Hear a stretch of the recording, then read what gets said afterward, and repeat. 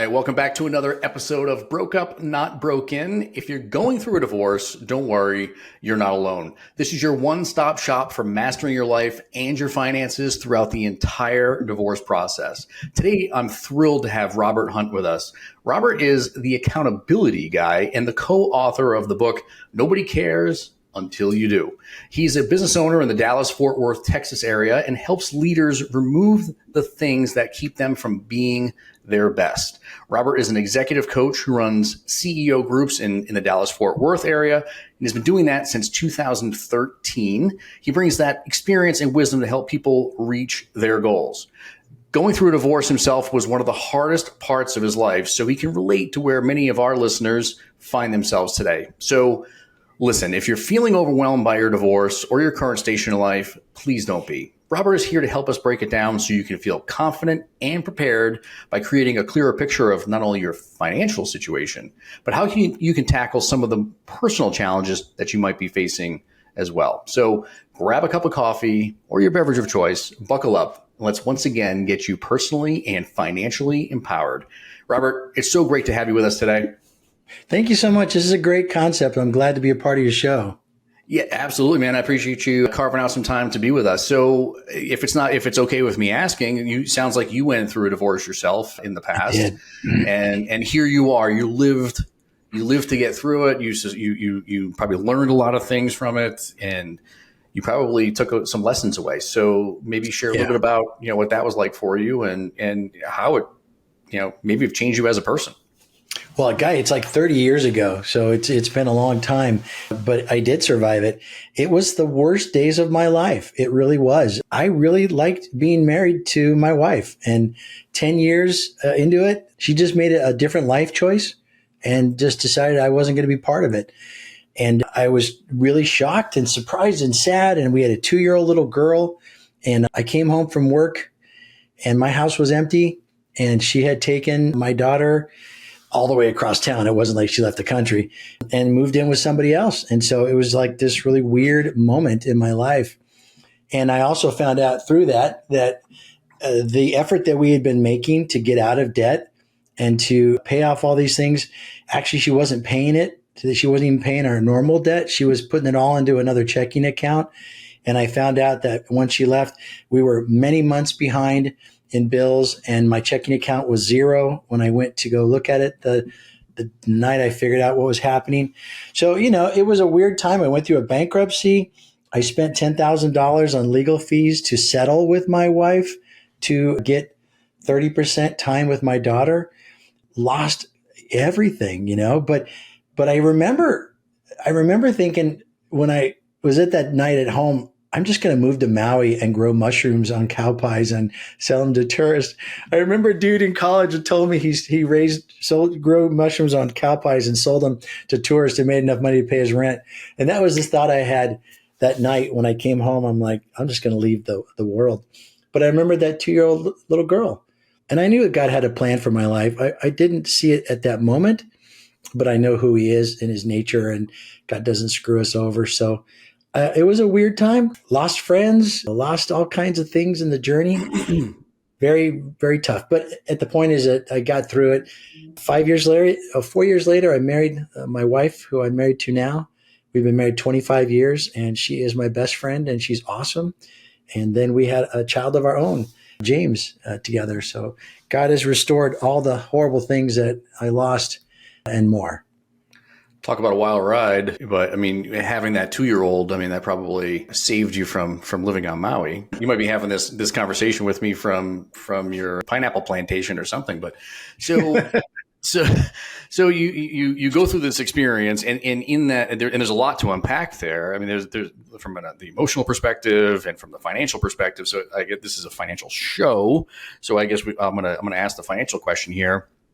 It sounded like she was she the one in the household that was responsible for the finances, and you kind of just let it roll to her? It wasn't always that way, but she loved to spend money. And so I kept saying, listen, I don't think you get a vision of where we're doing with this money. Why don't you pay the bills, and then you can make decisions, and we'll do it together, and you can see the whole picture. And that way it's not me being the bad guy saying, don't spend money. It's we together talking through issues. And That was my thought, that might help. It did not help, but I was hoping that she would then kind of get a vision of how money comes and goes and how we spend it and stuff. And that didn't work out that way. Tragic. Well, and we were talking a little bit about this on the lead up here. There always tends to be one person in the household that's kind of the family CFO, right? Any thoughts on that? I get the idea that someone should be able to at some point have the action points, but if you're not aligned with the person you're married to, and money is one of those core issues, you're always going to have problems. I can't compete with my wife. And so if we're going to really decide what money's for, I think that's the problem is most people don't know what money's for. Money is a tool to use to have the life that you want to have. It's not the quest. Everybody who stocks up a bunch of money eventually dies anyway, and then it goes to their kids and they waste it.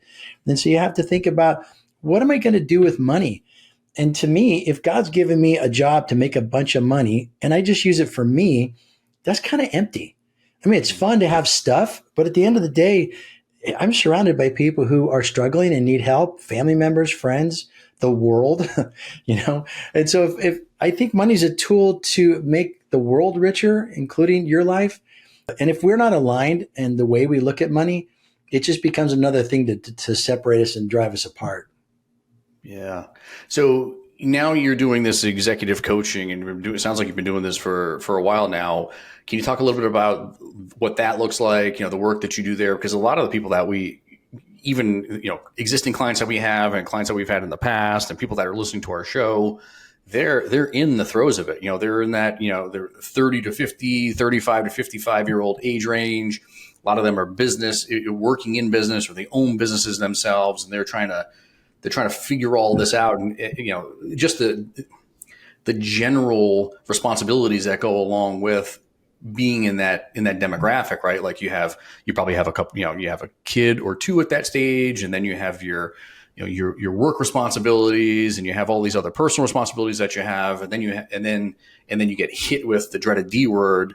And now you're trying to handle the stress that goes along with, going through a divorce and managing the financial challenges that come along with that while in the throes of it. So, talk a little bit about the work that you do and how some of our listeners can leverage that, the tips and tricks you have and the work that you do, and how do they take the business acumen that they have to better manage their finances when they're going through a divorce and they're thinking about dividing up assets and liability. They have liabilities that are involved and so on. I think the challenges that my CEOs see is no different than any other person.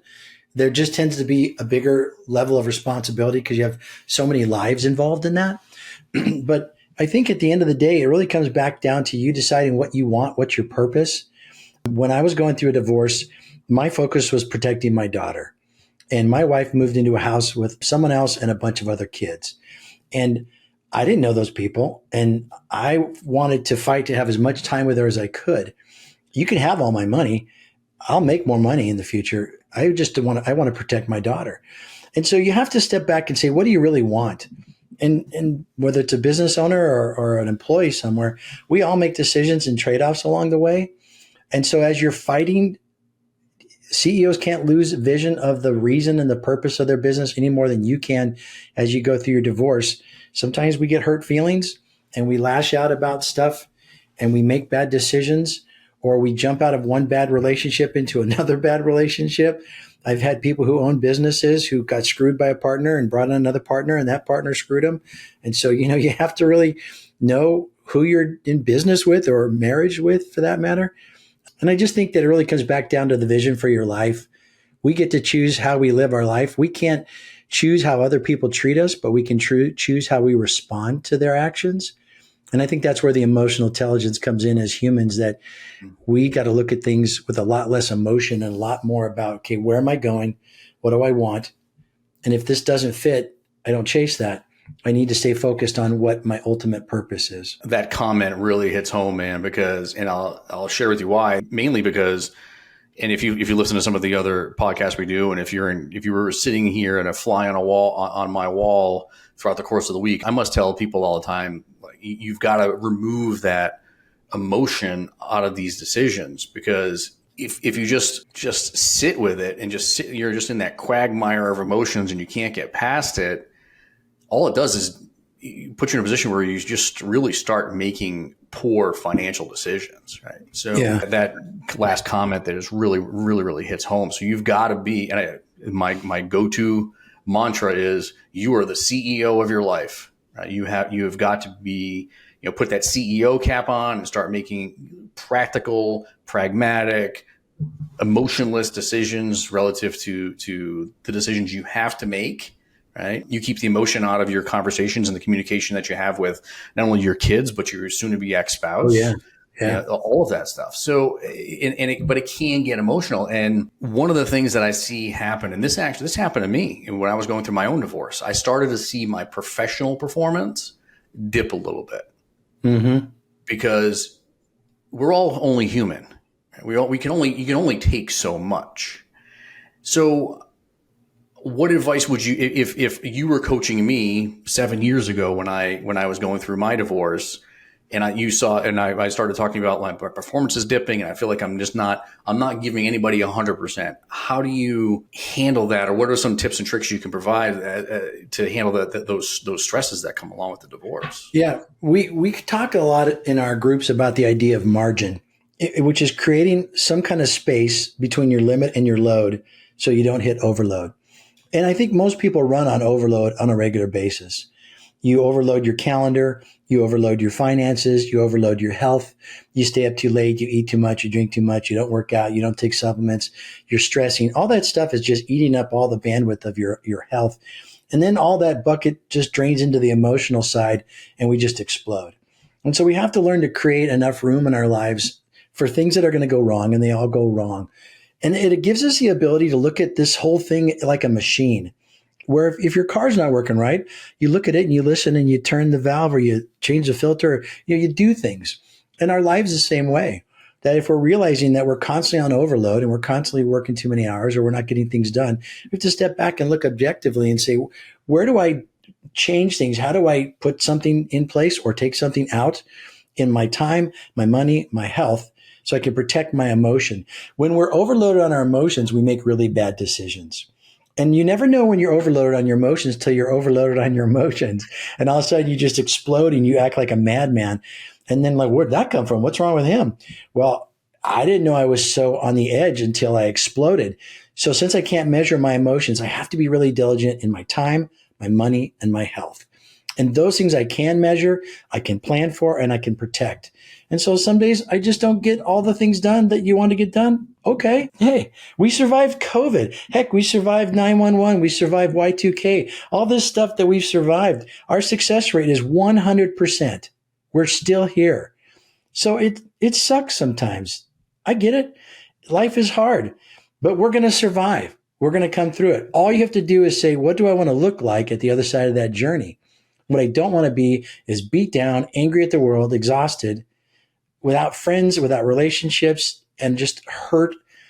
I need to surround myself with people who will support and challenge me so I can stay on track and be the best version of myself that I want to be.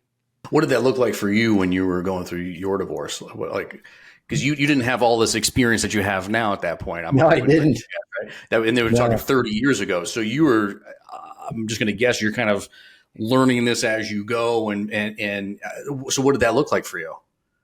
For me at that time, it was real tough. My divorce was very public. And so I lost lots of friends and I went bankrupt. So I didn't have the people I used to hang out with before.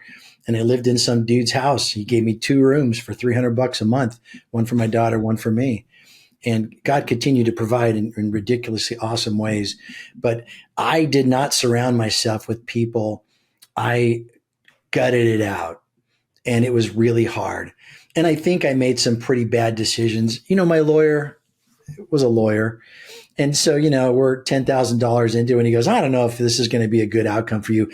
Hey, what the heck? Why don't you tell me that at $2,000? Can't we have had this conversation earlier? And, the only goal I wanted was, what can I do to protect my daughter as much as possible? And then we end up negotiating at the last minute. So, the only one who makes money is lawyers in that process. Nothing against lawyers.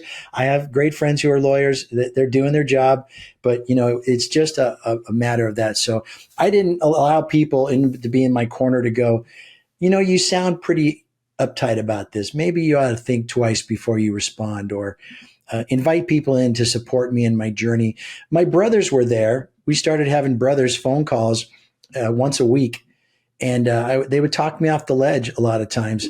Actually, we still have a brother's phone call every Saturday morning for 1 hour for the last 30 years. We've been having that call. And it started when I was going through my divorce. And I would just say, today I feel like such a loser. And they would remind me that God loves me and they love me and that this is going to be okay. And I think surrounding myself with them was probably the only thing that kept me on track. Wow. There are a lot of parallels in our story here. I thankfully didn't have to go, declare bankruptcy or anything. A lot of financial pressure on my side for sure, trying to raise, keep a roof over two households going through this exercise. But one of the things that I did very poorly, and I would love your thoughts on this. I think I know what you're going to say, but I want to hear it from you.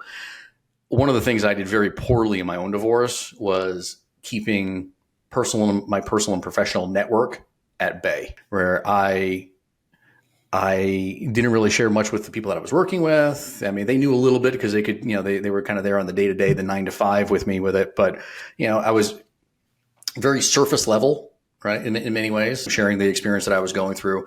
And then with my family, forget about it. We didn't talk about it at all. I mean, there were a couple of family members that, knew what was going on, but my mother, my sister, really that, your immediate family, I kind of shut out because my feeling was I don't want them to have to carry this burden themselves, right? And it really backfired on me because in the long run, I lost some family members and some friends because of the divorce. Yeah. So I'd love to hear your perspective on this and some of your thoughts. Yeah. Divorce sucks. There's no way around it. I think that there were a lot of hurts. It attacked my self-image, that I felt like a loser. It was a very tough time for me emotionally. I pretty much didn't work. I remember just not going to work for months and months. And I had a really cool job that I'd been in for a long time, and I had a really strong client base, and my sales actually went through the ceiling the year I wasn't working there, just because of the economy and what we sold into. And so I was making stupid amount of money. But then the good part is things were going well, so they didn't care if I showed up. The bad thing is they based my child support payments and spousal support based on a record year of revenue.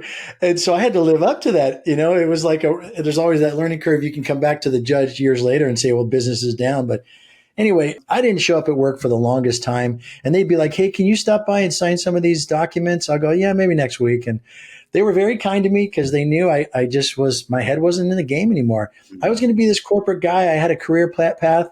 I was going to be awesome and business wise. I just lost the desire to do it. And if I was to lose my job, I'm like, okay, I lost my job, but I just couldn't get my head together for months. It probably took me 4 or 5 months before I felt like I could go back to work.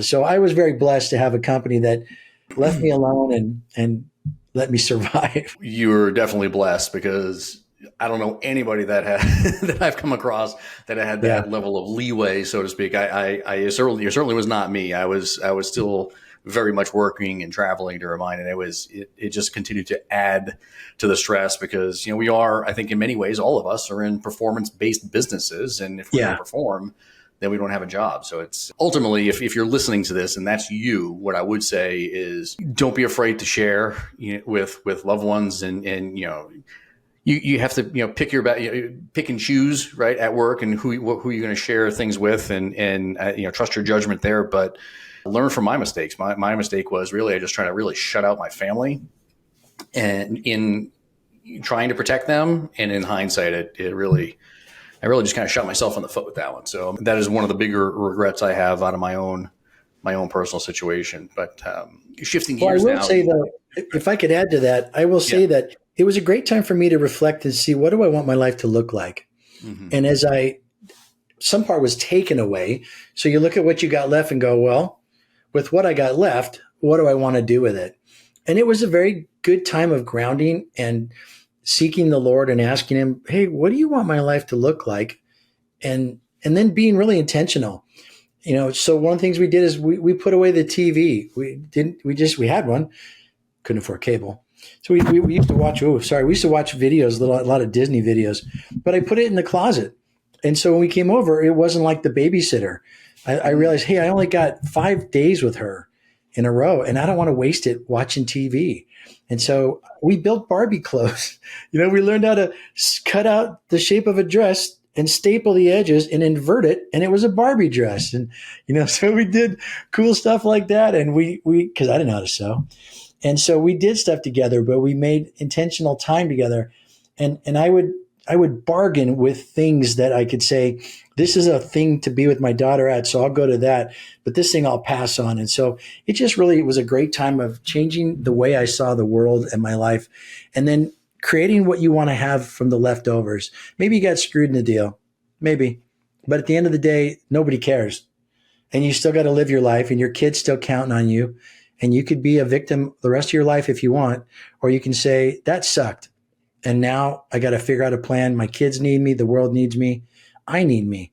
I got to figure out a plan. And that's really what we did, is we refocused. We were definitely on the same wavelength here, because my next question was going to be, and you already alluded to this a little bit in your response there, but is that where the nobody cares until you do book concept came from, as you have this kind of the reframing of your future?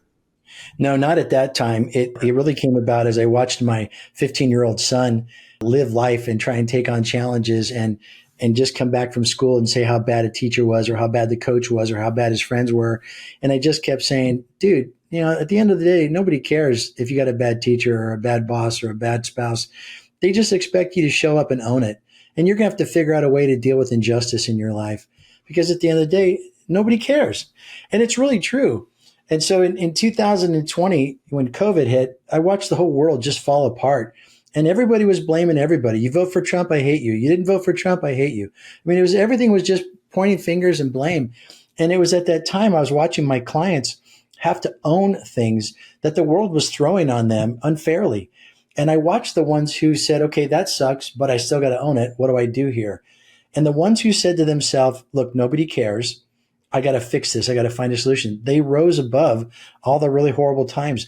The ones who were mired down in fear and worry and said, this isn't fair, this is wrong, they sank. And so as I was watching this journey come on, I partnered with a friend of mine, Salem Thine, and we put together the principal pieces of this book. And we thought we need to reteach the world about what real accountability looks like. And that's why we published the book in 2022. Love it. Now you're the accountability guy. Yeah, I dubbed myself that. I don't know if I'll probably get sued from somebody who else is the accountability guy out there, but for now I'll roll with it. I think you should throw a trademark symbol right after that, and you just own it, man. You own it. Regarding the book, you have a special offer that I do not want to forget to. Yeah, I would love to mail 2 copies of our book out to the first 2, 1 copy each to the 2 of the people who hear this podcast and would like to have a copy. If you're willing to read it and fill out the satisfaction assessment and really be honest with yourself, I will mail you a copy of my book at my own cost, because I wrote this book to change lives, not to get rich. It's really expensive to write a book if you have a publisher do it for you. I got to sell 50,000 copies just to break even. And so I'm not thinking I'm going to have this big retirement fund, but if I can change lives, then that makes me happy. So if you'll go to Nobody Cares Book, no, sorry, you got to get it right. NobodyCaresPod.com. NobodyCaresPod.com. And there's a contact form. Just fill out your information and your address. Use the code word not broken. And I will mail the first 2 people who request a copy of the book. I'll mail you a copy.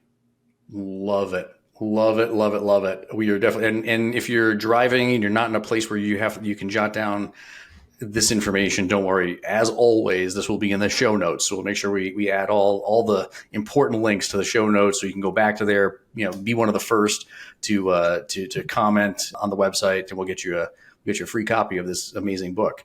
So this is the carte blanche section of the conversation here today, we talked about a lot. We talked about emotional resiliency, and we talked about the dealing with finances in a divorce, and how to make sure you keep your support system in place and workplace performance. And we talked about the just really just trying to reframe your life in a lot of ways when you're faced with adversity. And in this case, we're talking about the adversity of divorce. Anything we didn't talk about that we should talk about? Any questions I didn't ask you that I should ask? This is open mic session. I'd love for you to share any additional thoughts that you have, or any follow up. I've seen some people make really bad decisions in response to someone else's bad decision. And life is more about how you respond to the crap that comes your way than just the journey of itself. And I think that in the book, we talk about the ideas of true accountability. And when people realize that now they are accountable for something, the first thing they do is blame. And if blame doesn't work, they make an excuse. Or if that doesn't work, they just say, well, I can't. And if that doesn't work, they just wait and hope. And some people going through a divorce may be in one of those stages where they're mad at the spouse and they're making excuses and they're blaming their boss and they're blaming the world and all these things. But at the end of the day, you'll get to a point where you go, wait, nobody cares whether I was screwed or not. Nobody cares that I don't like the way that I got the verdict and the settlement, all that stuff. Nobody cares until I care enough to do something about it. And when you do care enough to do something about it, you have the beginning of the power to change everything. We always say when you take accountability for everything in your life, you gain the power to change anything in your life. And I saw that in my own story. And we outlined this in the book about continuing to live a life where we weren't happy. We weren't enjoying the life we want, and we weren't willing to do the hard things. But being a victim is very tough. You don't see yourself as a victim, but you play that role a lot. And you really are helpless when you're a victim. But when you take and you own it, you're getting the power to change all that stuff. Oh, so much good stuff right there. You saved the best for the last, man. Well, you didn't ask me about the book. You saved the best for last. This is like craziness. The victim that, like, I see so many people in their lives that allow themselves to play the victim. And, I think in some respects, it's okay to kind of sit there in it and feel all the feels and feel all the emotions and that's real. Be in it and be in it, right? It's okay to be in it. Yeah. But you've got to figure a way to get yourself out of it. Right. And I think the people that are most successful that I work with in my own personal life and my professional life have been able to do that. Yeah. Your kids don't care that your spouse screwed you over. Your employer doesn't care that you're so overwhelmed emotionally that you can't process things at work well. And then they'll just fire you because you can't do your job. Then you'll be out of a job and broke and divorced. So, at some point you just got to go, okay, this sucks. Now what? And I would rather have a hard life chasing the life I want than a hard life staying a victim and feeling like I got screwed by somebody. Yes, it occurred. I was screwed by my ex-wife in the journey that I went through in my divorce, but nobody cares. My little 2-year-old daughter did not care. She didn't have the vision of all that junk. And I never spoke ill about her mom because that's not her story. That's mine. But you have to own it. And when you are willing to make the tough decisions, you join a path towards true accountability. Your life has the potential to be everything you want it to be. But if you want to stay as a victim, you'll just be screwed your whole life. Yeah. So she's now 32-ish. Yeah. And married and lives in Austin, Texas. Wow. And she's awesome. Does she still have the Barbies and the clothes? Well, I would assume she does. Yeah. I think I know I have a couple outfits still in her special box in the attic. Talk about memories. You can't just buy those off the shelf, right? You guys made them together. Custom made, man. That's amazing. Well, so incredible conversation. I'm super appreciative that you were able to join us today and share all of your wisdom with us. And so thank you so much for sharing all these valuable insights. For our listeners looking to delve deeper into leadership and some decision-making skills and developing the skills that can be applied during life's tough transitions, you can also connect with Robert on LinkedIn. I'm going to share the link for him as well, so you can connect with him on LinkedIn. His direct link is going to be in the show notes. And if you're navigating the financial complexities of a divorce, don't forget that we can help you here at Allegiant Divorce Solutions. So just visit allegiantds.com for more information and free resources. We have a ton of free resources on the website. And remember, if you're in a spot to do it, like, follow, subscribe, do whatever you have to do to follow our podcast for more insightful discussions. And until next time, keep leading wisely. Don't play the victim, and make the best informed decisions you possibly can.